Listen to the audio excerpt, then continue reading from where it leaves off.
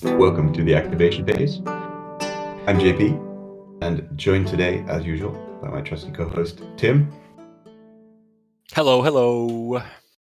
All right, Sunday morning, we are on point, motivated, Yes. moisturized, hydrated. Mm-hmm. All right, we are covering the Bretons today. So this one's a little bit of a sneaky faction, I would say. It caught both our eyes at the beginning of, I guess, when we got the test boards, because they have some sneaky things. So let's cover the fluff super quick. So the Bretons basically decided to be part of both the English and the French whenever it suited them. They are kind of stuck in the peninsula. I guess it's a peninsula. I don't know, the little bit of France that juts out into the Atlantic Ocean in the northwest side of France. So they have their own little area, and they basically just kind of went their own way, did whatever they wanted to get their way, which is pretty sweet. And then they also had like a bit of a civil war in the middle of the 100 Year War because there wasn't enough war, and that's called Cool. the Wars of the Breton Succession. But it's pretty sweet. I actually had no idea all of that was going on because it's a little bit of a sideshow in the grand scheme of things, if kind of globally, let's say. But it's super interesting. Loads of like very chivalrous actions, etc. Just dudes being like, we could have a big battle, or there could just be like 30 dudes duking it out, and we could just decide things that way. So it's pretty cool if you have time to look into it. But back to Saga. Let's first talk about their equipment options. You don't have the Yeah. book, I do, so Perfect. I will do this one. Nice. So the Breton units are the Warlord, Hearthguard, and Warriors all have the same options. So they can either be on foot with no special equipment, or they can be mounted on horses. Note, they do not have the barding option for any of this, since they are a little bit more lighter armed and more into their hit and run tactics. So that's the fluff reason for it. And then finally, the levies can only have bows. So far, relatively easy choices to be made. Secondly, they have a special rule which you can see on the battle board. So much like I think this is the first time they ever have something like this on the board. So I'm trying to think to the other boards for something similar to compare it to. But I guess the closest would be like the Yoms Vikings or something, whether or not you have Wrath or not. But here you have two kind of states of gameplay. It's vigilant and surprise.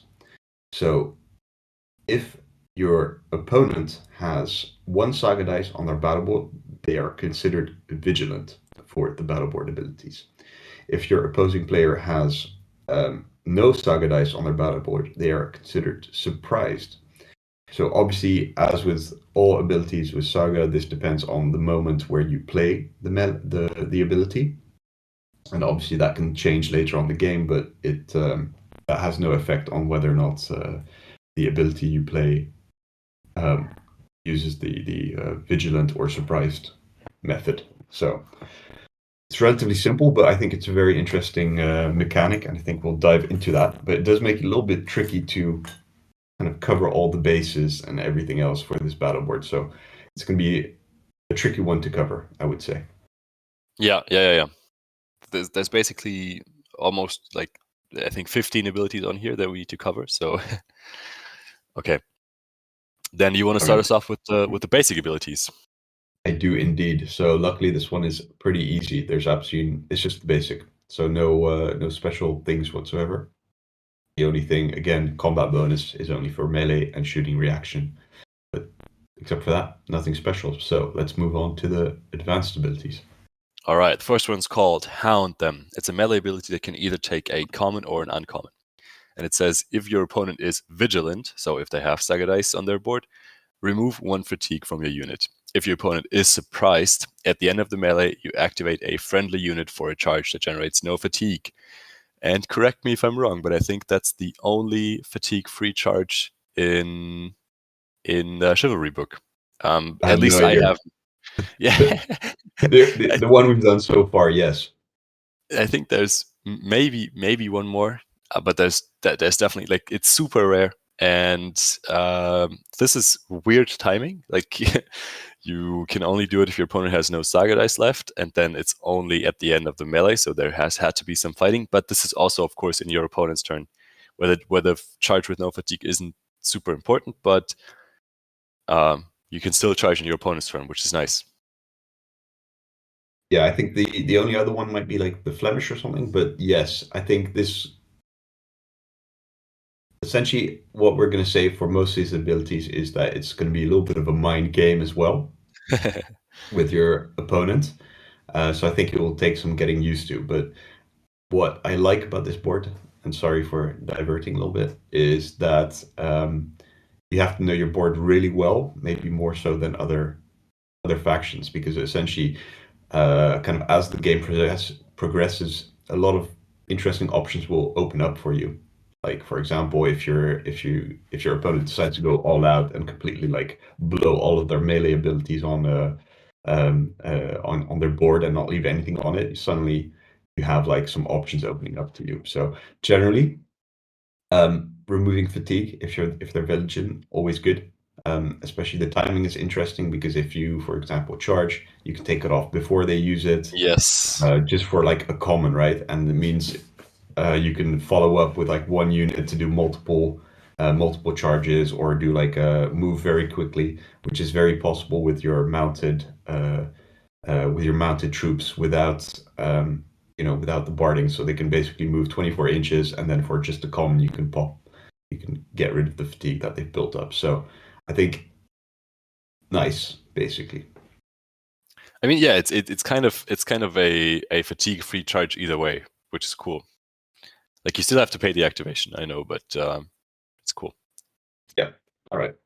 Okay. The next one, Route of Arrows. So this is using only a common dice. It's an activation. So activate a unit to shoot.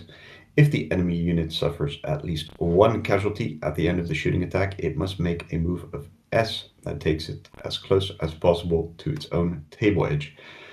First of all, it's a common, so you can activate your levy with a common, which is always pretty damn good. Yeah. And then what makes it even better is that you can mess around with your opponent. So I think here the pagan people have something similar where they force a unit to move back or take a fatigue. That in itself can be useful for example, scenarios where you're capturing objectives, something like that. But I think the main one also is why wouldn't you just do this to get a cheap activation for your levy? Like I think that's just yeah. All around, I don't think there's a lot of downside to this particular ability. Yeah, it's the only downside I see is that it kind of incentivizes you to bring levy, which I think the rest of the board isn't really supporting super well. Maybe a bit. Then the next ability support them a bit, but in general, the levy aren't super supported by this kind of mobile and somewhat melee focused board. But maybe just for this and the next ability, the levies are actually worth it. I wasn't super sure, but now that might actually be true. Okay, let's just get to the next one and then we can keep on discussing. All right, next one's called Hard Fighting, and it's a shooting or melee ability. So no shooting reaction, just shooting or melee that can take any die facing. And it says gain 3 attack dice or 5 if you use a rare. So a common for 3 attack dice in shooting is actually pretty good. Actually pretty good. And so maybe one unit of levy, just 12 levies, is good enough with this ability and the one before. Yeah, I guess. I mean, it's pretty basic ability. It feels like every single board has kind of one of these abilities on there. I'm not sure like the rare option will get used very often, Yeah. except for if you have a billion rares. But except for that, yeah, there's nothing wrong with it. Yeah, but I mean, it's a shoot. It's not bad value for shooting, right? Because usually you get half as many attack dice if you do shooting instead of melee. And so the common for 3 shooting attack dice, I don't think many boards have that. Not even in Chivalry. There's not many that can do that. So I think that's probably worth it. Yeah. All right. So far, solid abilities. All right, the Yeah. next one is the first 2 dice ability. It's called Confusion. This is a common plus a rare, so it's going to be somewhat or difficult to play.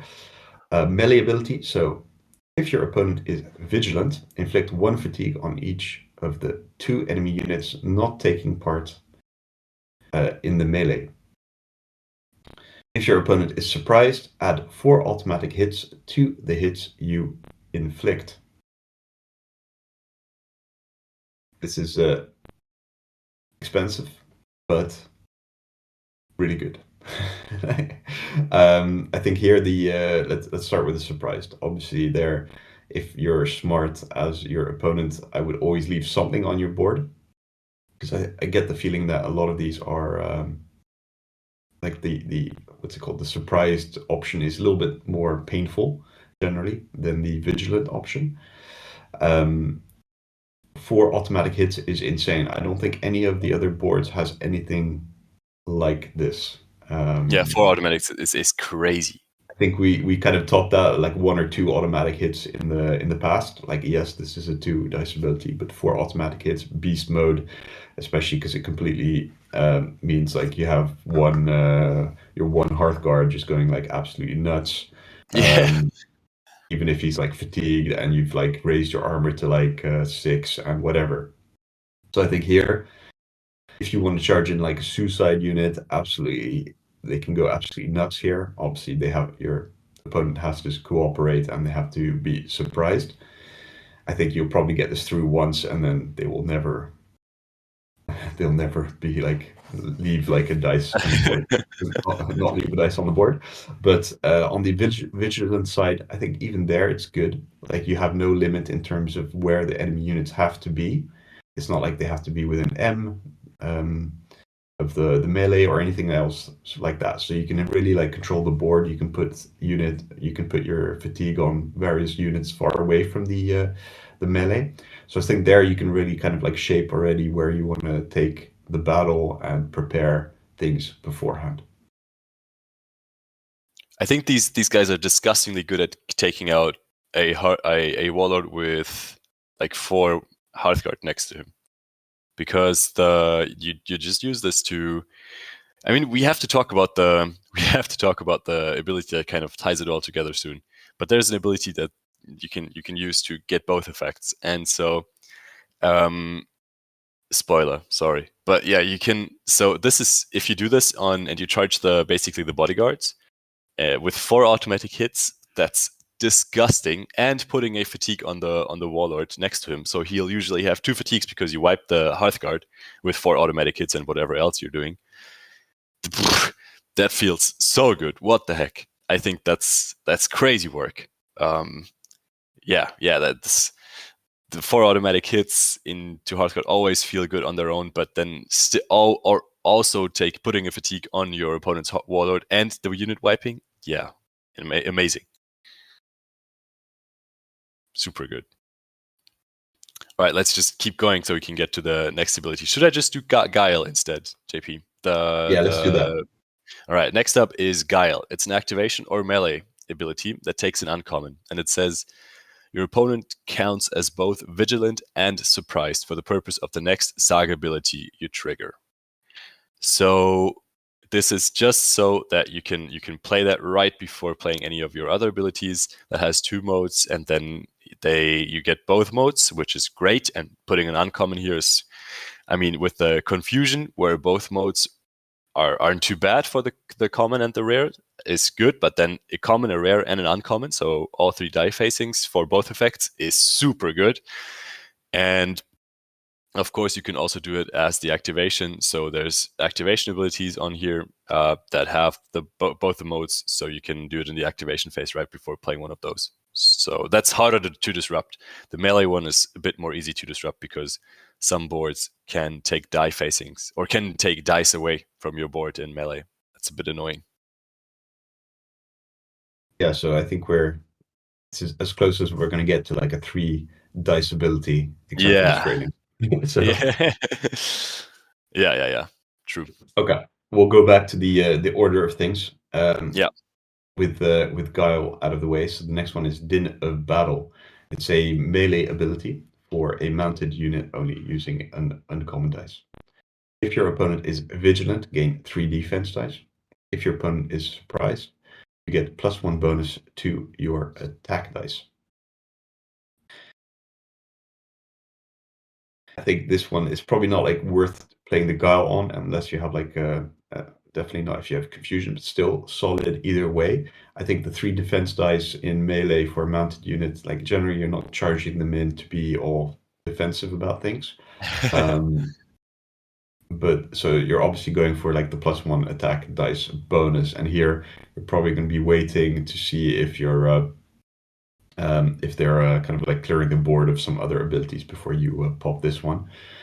So it does mean you are trying to bait out all of their other dice. I think generally you don't actually have to be like charging or anything like that. It just says you're a mounted unit, so that's solid. Generally, when you for the abilities where you get a +1 attack dice, you have to be like the charging unit. Here, it doesn't really matter. So even if you get charged and they kind of like blow everything to get rid of the unit, you can kind of like pop this one afterwards and be like, okay, surprise, I'm hitting you on with 8 dice with +1. So I think solid all around, but I would be disappointed if I was playing the 3 dice defense dice option on this one. Yeah, an uncommon for 3 defense dice is still okay value. So, or still okay, I should say. So I guess this one, with the restriction of being only good for mounted units, I think this one may be one of the least played. Maybe in some rare scenarios where your opponent has high armor and you have high dice counts, or high attack dice, many attack dice. The Guile is good enough for Din of Battle because the +1 to your attack dice is just insane value. If they have armor 6 and you can't change that, and then that's pretty good. And I don't know, because maybe you have to charge in with fatigue or something like that, and you can't take it off. Then the +1 is pretty good. +1 is always good. Like the +1. Yeah, I mean, even if you're getting charged with your warlord or something, then Yeah. like 3 defense dice for an uncommon is solid value. So I think there Yeah. it's like, yeah, I think the +1 is just so good. That's what you're aiming for, but you're not always going to get it, unfortunately. Yeah. Okay.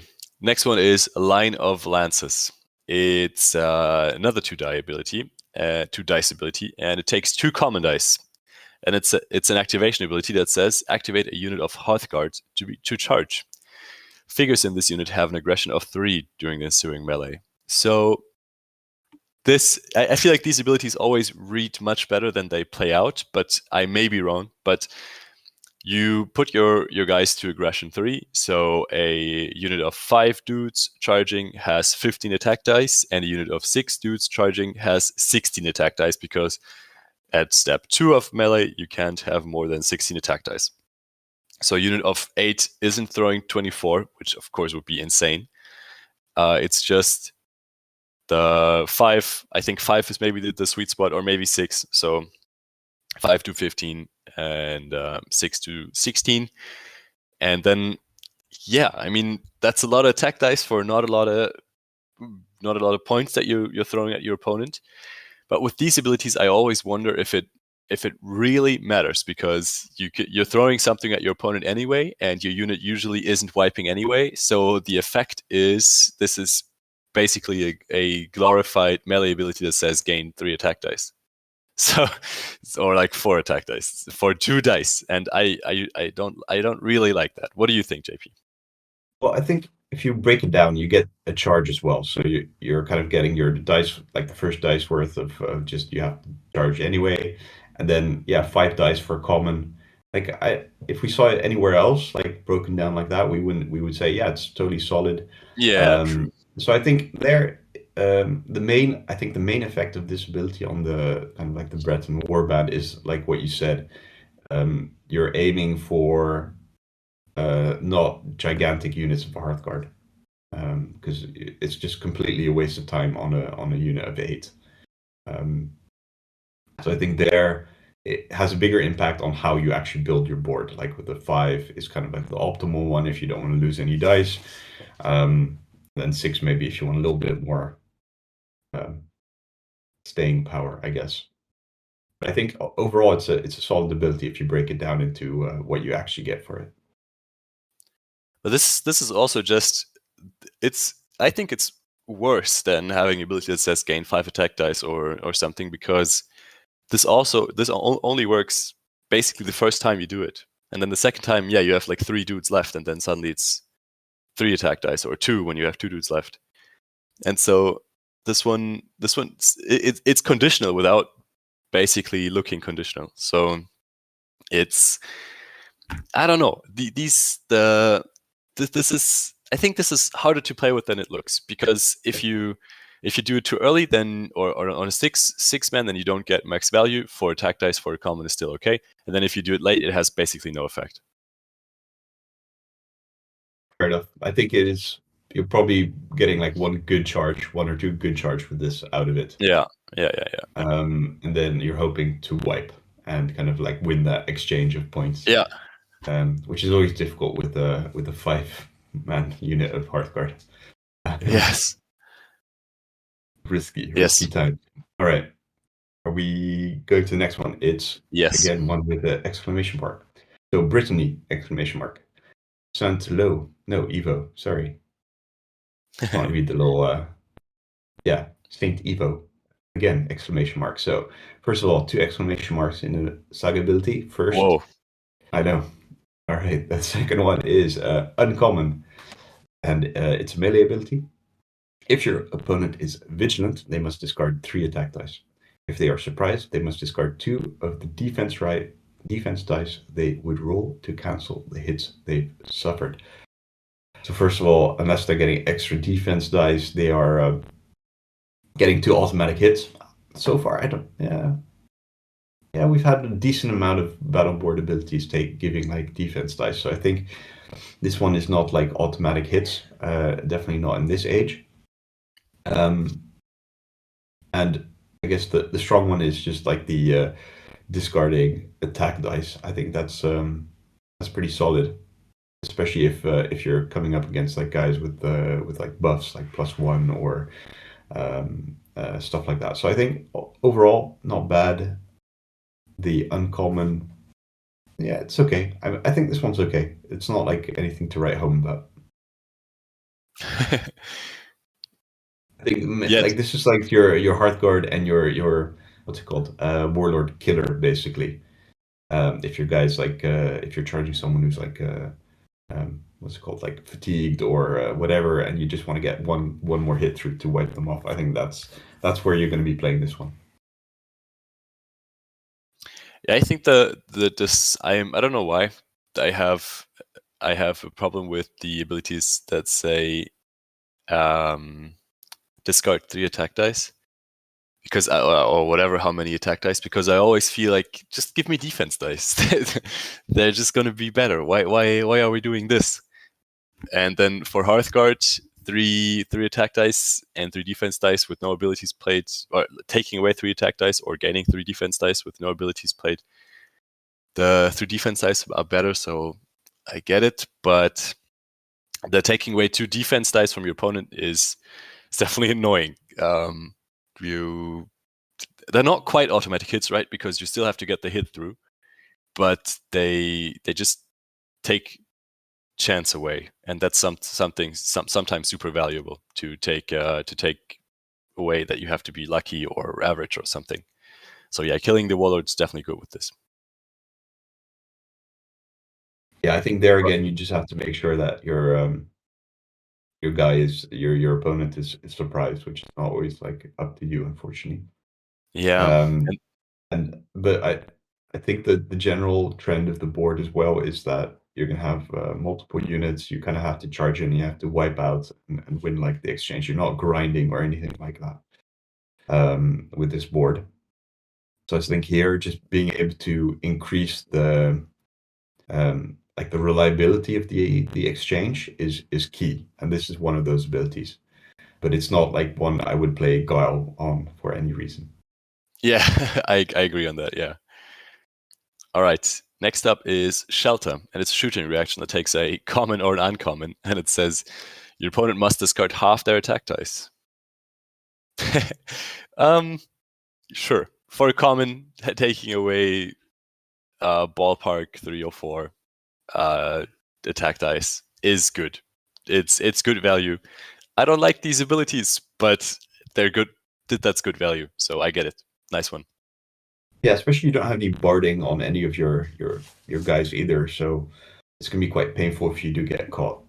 Yeah. I think it's in that respect, yes, it is good, especially in the world of levy crossbows being a little bit more common. I think that's pretty solid. Yeah, true. Levy crossbows hurt. Okay, so the next we've covered guile, so actually we're down to the final option. Yeah. It's called overwhelm. This is activation ability, and it's using a common or a rare. So activate a unit to move, or up to 2 units if you use a rare. If your opponent is vigilant, you can activate 1 additional unit. So that's pretty sweet. If your opponent is surprised, these activations don't generate fatigue, and they get a bonus move distance of S. What the heck? I mean, this is good, but it's a move. It's not a Yeah. charge. I know. So it would be absolutely beast mode if it was a move or charge. But they probably internally decided against it after some playtesting.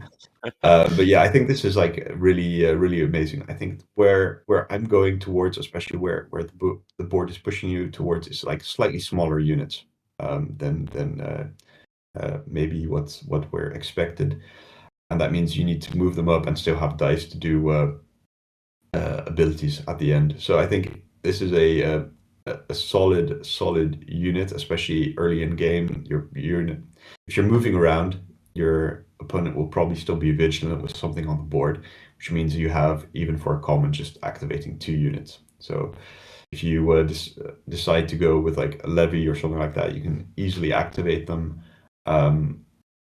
So I think there it's totally legit. And if you combine this also with the hound them, if your opponent is surprised, you can get like insane range out of your mounted units without having any fatigue.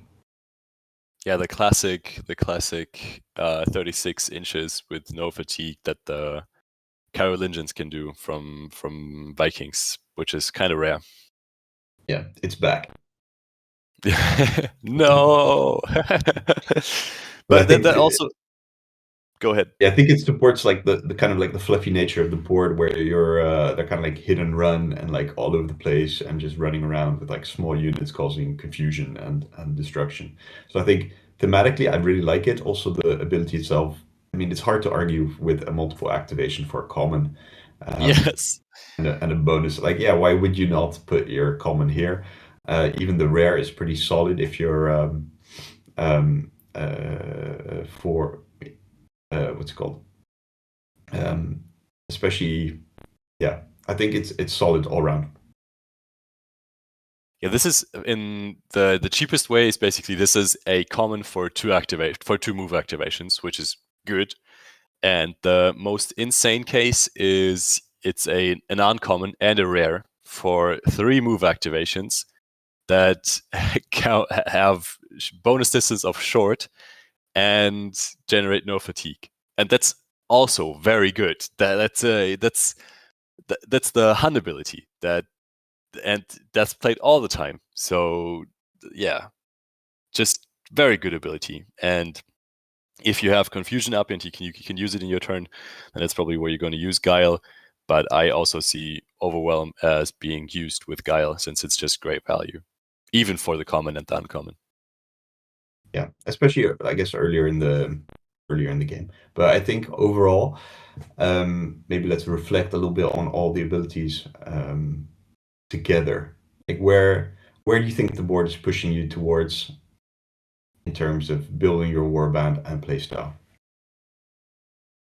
Yeah, it's. I feel like this warband is really good at being incredible. This warband is just incredibly mobile. You can move around a lot, and you can kind of for the playstyle I see with them, or I have played with them, is more like you deploy your stuff for whatever scenario you put kind of in the middle of the whole thing, and then you look at what your opponent's doing and where they put down their units, and then you decide for one side, and you can easily move your whole army to the one side, and your opponent cannot catch up with you, and just like destroy that one side and decisively win that side, and maybe you have some casualties, and they're going to be able to charge back once or twice. But in general, because you have all the power on where you're going to fight, because you can charge in your opponent's turn and stuff. I think that's basically what the warband wants to do. And so I don't see the necessity for many small units, but depending on if you think 5-man Hearthguard units are small, but I think because they have good charges, that they're definitely a melee faction that can bring one unit of levies to shoot around and kind of open up a safe bubble of where your opponent definitely does not want to end their turn.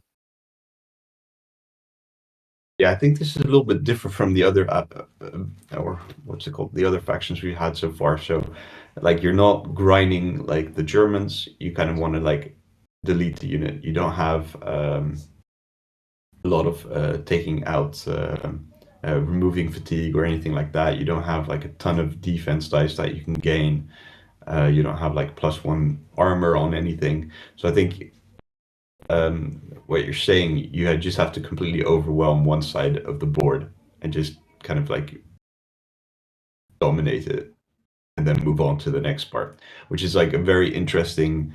I don't know. Personally, I find it a very interesting playstyle. I like doing it with the Huns and the as well. So I think there, it's if you're into your mounted factions, I think this is a good one. This is it, yeah. If you like speed and everything else, I think it's good. So I think it's not. I get the feeling it's relatively fragile, but it is like a good, solid board.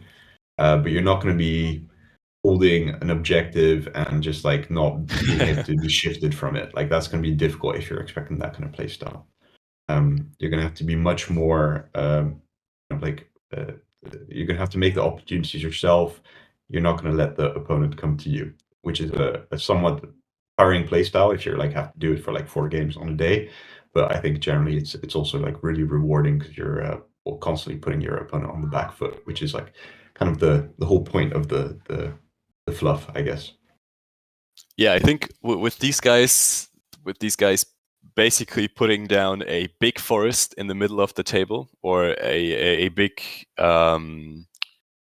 rocky ground, on what it's a steep hill in the middle of the table, just to split the table in half and see what your opponent does is basically half the battle, because then you're gonna have to you can pick which side you want to interact with, and your opponent usually is not as quick as you. And that's, as you're saying, that's such a cool playstyle. You proactively decide which battle is the one to win right now, and that's so cool.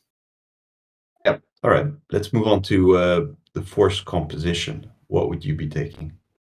I'm honestly unsure, but of course I've written something down, and I think it's probably something along these lines. So it's going to be your warlord on horse, and then it's going to be it's going to be 6 Hearthguard on horse, 12 warriors on horse, 12 warriors on horse. That's pretty good. I like that.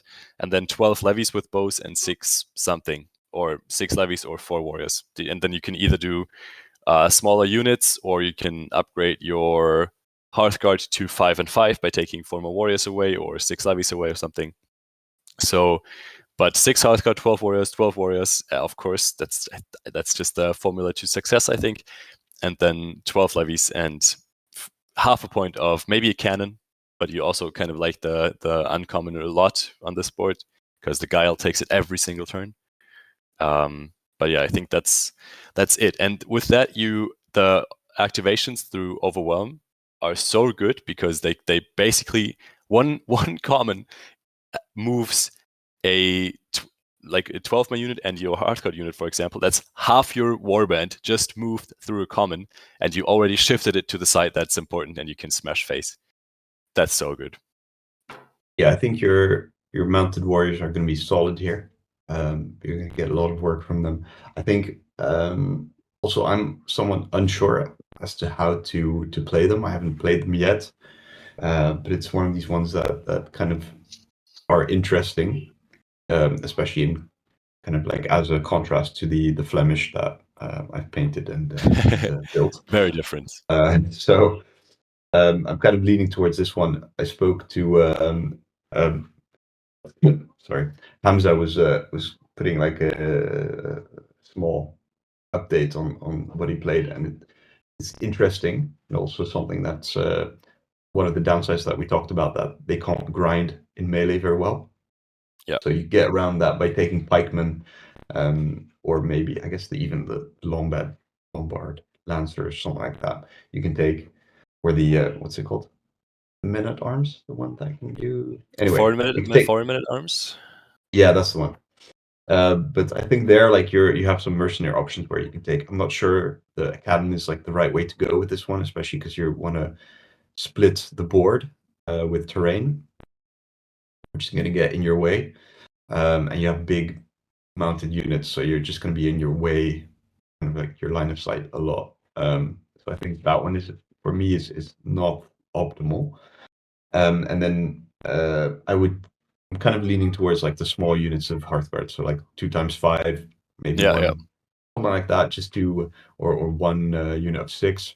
I don't think you need much more than that, except for just to protect your warlord and have like a little bit of punch power with like a line of lances, etc. I don't think you're taking like 3 points or sorry, or 4 points of Hearthguard like you are with French. So I think, much like you said, I don't think you can go wrong with like a small unit of Hearthguard and lots of mounted warriors. You're going to be zipping all over the place and crushing. Yeah, I wanna add the Savage Scots and Galar Glasses to this lineup, because they're actually perfect for the playstyle, right? Because you put them down and they start in the middle of the table, and then at the end of your opponent's turn, when they did all their stuff, they can still move to the right side of the table, or to like the correct side of the table, I should say, not the right side of the table, and fight where you need them to fight, and they're super hard hitting with those bonus attack dice that they get.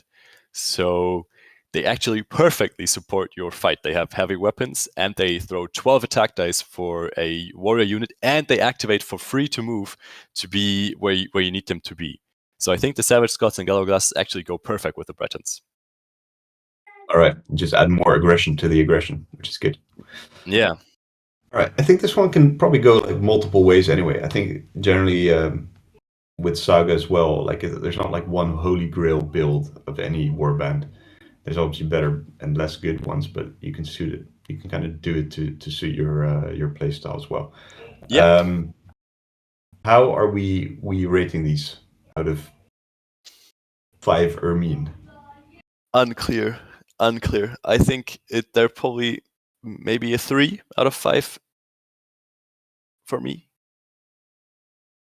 For me, I don't think they're like the strongest board. I think we're going to get a lot of complaints like with the Young's Vikings, where it really depends on your opponent too much, and that people are going to figure out like what to do in the long term. But I think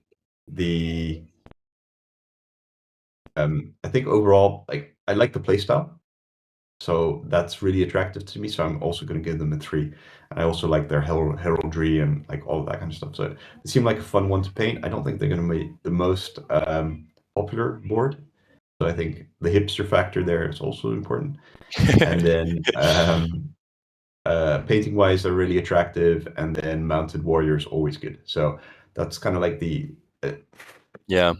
that, and I think in the end they're like not a negative playstyle faction. So I think people are going to enjoy playing against them. It's going to be a challenge. Oh, It's for going to sure. be interesting. So I think overall, like it's a good experience for your opponent. You're moving around a lot. It's interesting. You don't have anything negative. You still have a little bit of like control that your opponent has, because they can do the whole surprise vigilant thing sometimes. So I think there, like I think it's going to be a good fun faction for everyone. Yeah. I think that's a good summary. Bretons are nice. All right, final words. Bretons are nice. Okay, thanks, Tim. Like this was really fun. It's like a lot with these factions. Where like after we discuss them, it's like, oh no, I'm gonna have to pay another warband. Yeah. So Yeah. yeah. Well, luckily I have ordered my. I found some box like a distributor who still stocks the Agincourt Knights plastics. Heck So yeah. it's like gold dust at the moment because it seems to be Yeah. stocked everywhere. So I don't actually need it, but I'm going to buy it because I don't know when they're going to be back. So this is a strong contender for that. But thank you, thanks everyone for joining us.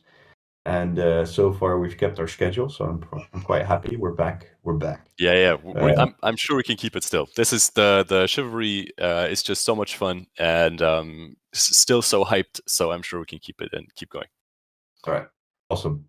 Thanks a lot, Tim. Thank you for Thank you, listening. JP. Remember the voicemail. Look in the notes. Have we got Yeah. voicemail? No. What the hell? All right. We're like hitting like insane was it view numbers and listening numbers, but nobody's calling. What's going on there? Just call. Let us They know. just people don't want to. I don't know. I Yeah, don't know, man. kids I don't know. nowadays never call. All right. Yeah. All right. Thanks a lot. Take care. Goodbye. Cheers, everybody. Bye bye.